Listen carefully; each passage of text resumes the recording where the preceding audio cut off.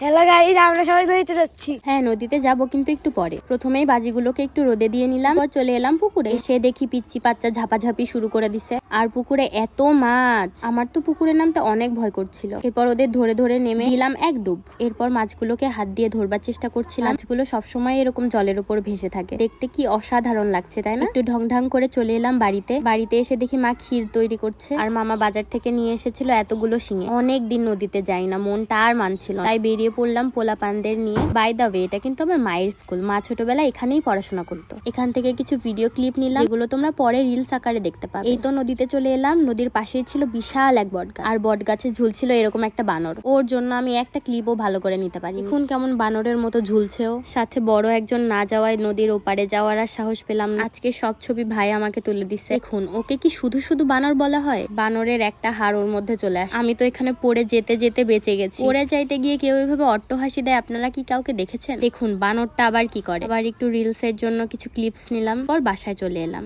এসেই দেখি মা আর মামিরা মিলে নাড়ু বানাচ্ছে। নারকেলের নাড়ু, নারকেল খন্ড, ক্ষীরের ছাঁচ, আরো কত কি। এগুলা সব পুজোর জন্য বানিয়েছে মা আর মামিরা। দেখুন বানরটা কিভাবে ভিডিও করতেছে। এরপর নাচ গান শুরু হয়ে গেল। নাচানাচিতে কেউ বাদ যায়, নিজের থেকে শুরু করে পিচ্চি বাচ্চা সবাই। এরপর ছোট্ট বুনুর একটু ভিডিও করে নিলাম।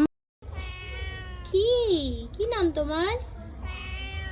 ওর ভাষা তো কিছুই বুঝতে পারলাম না। এরপর মামা বাজার থেকে কিছু চকলেট এনে দিল, খেলাম। এই তো শেষ।